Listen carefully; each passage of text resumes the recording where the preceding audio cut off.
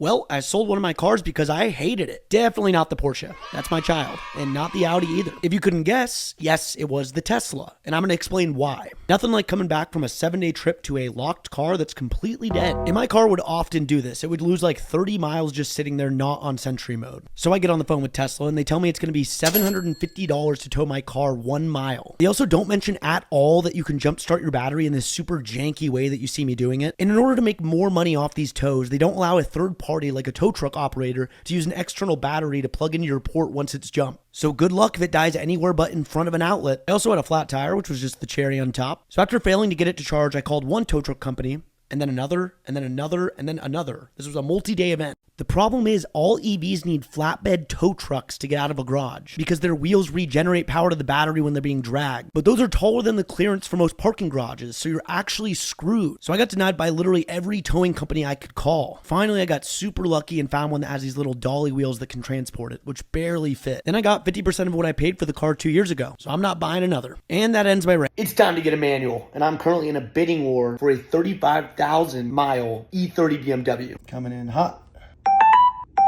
You I've never seen an E30 with such little miles. 50 seconds. No! Don't do it, bro. Some random guy hops in. I gotta do the 20. I don't see this going over 23,000. 35,000 miles though. Never seen one this low. Please! Okay, come on. Oh my. I hate him. Come home to daddy. Are you scare the opponent? I'm crazy. I could go forever. Yes, I'm the real... Bro, no way. Maybe? Is that good or bad? I don't know. Toss that in with a bid? Is that gonna screw me? I feel like if I tell him to... Oh, what a man of the people. Bro, yes, dude. 6 seconds. Come on. Oh, yes. Oh, let's go. Sold the Tesla. Almost the same price as this. This is way more fun. I feel like it's a no-brainer. After 2 years of asking people in nice cars what they do for a living, today I was somehow picking up my very own. I started this account because the thought of owning a luxury car seemed crazy to me. I was not a content creator by any means and was too shy to really even show my face for the first year. But bam, thanks to all of you here, I am owning something that seemed so out of grasp just 2 years ago. Just a little better than my old Chevy Impala. Now, I don't like to get sappy, but seriously, one question changed my life forever. I was just a regular dude with no editing or filming experience, and within 2 years, I was shooting videos with the president. Without all of you, none of this would have been possible, and I guess all I have to say is, take that risk. Even if it's something as simple as just asking someone what they do for a living, it could change your life. I want the top. So I like my new Porsche, but it's time to upgrade. So the first step was to get a wild exhaust. I met up with my boys at 405 Motoring to get this thing rolling. Speaking of rolling, I had to pull a Walter White to move these tires out of my apartment, but somehow managed to fit it. After the exhaust was put on, the GOAT Steve Hamilton from the Hamilton Collection hooked up Fitman Industries HRE rims with Michelin Pilot Sport 4S's. Now compare the factory sound to the new exhaust.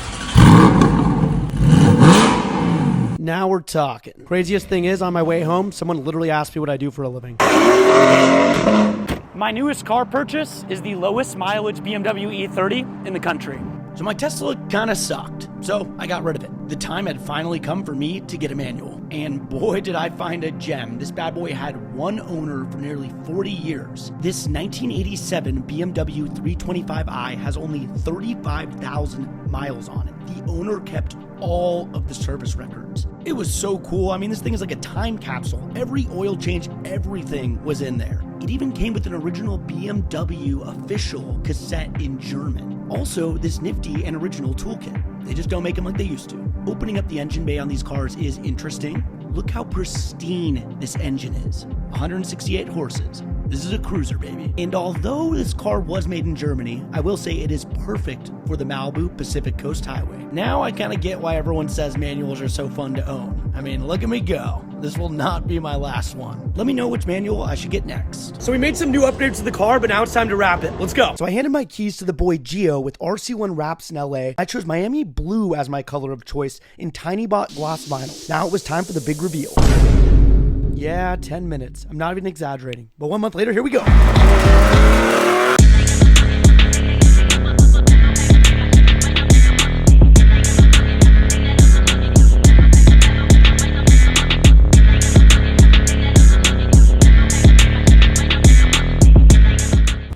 Guys, I'm getting rid of my car. Psych, the Tesla. Gas-powered, baby. This car was hard to find, but Michael McRae at Audi hooked it up and gave me my dream SUV, an Audi RS Q8. We made this car blacked out with the full carbon package, huge 23-inch wheels, with a monster twin turbocharged 4-liter V8 engine that makes 590 horsepower. And I had to get the massage seats. Some other nifty stuff are the awesome headlights, Alcantara steering wheel, custom RS lighting and floor mats, red stitching throughout the entire car, and carbon fiber galore everywhere. It is absolutely mind-blowing to me that by asking people in nice cars what they do for a living, I've been able to jump into the same world. Thanks to you watching this video. Like, seriously, it is insane to me. Thank you, all of you, and huge shout out to Audi South Coast. See ya.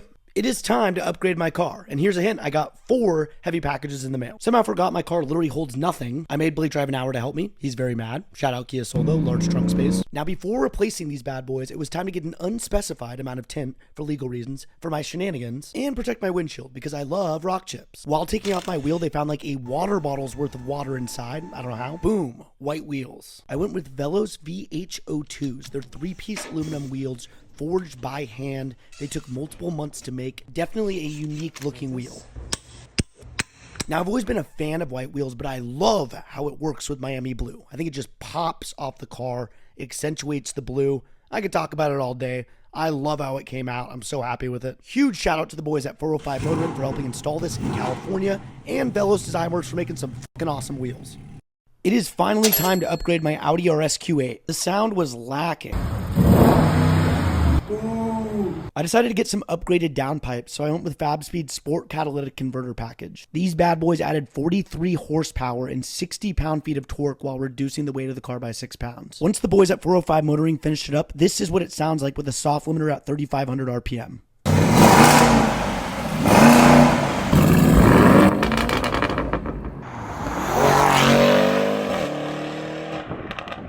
My Miami Blue GT4 is no more. There is a specific racing livery that I have wanted my entire life, and I figured now was the time to go all out. Pink. Yes! Why are you putting butcher cuts in German on your car, you might ask? For those that don't know, the history of the pink pig livery is splendid. Going off of the original 1971 Porsche 91720 Le Mans Racer. I could not be more happy with how it turned out. Look at this bad boy right here. Absolutely gorgeous. I even got the matching backpack as a gift. Thank you, 405 Motoring. That was a nice treat. You guys absolutely killed it. The 1/16th scale GT4 was really hard to find. And after getting the car PPF just in time for the Legends Rally, it was time to go for a drive.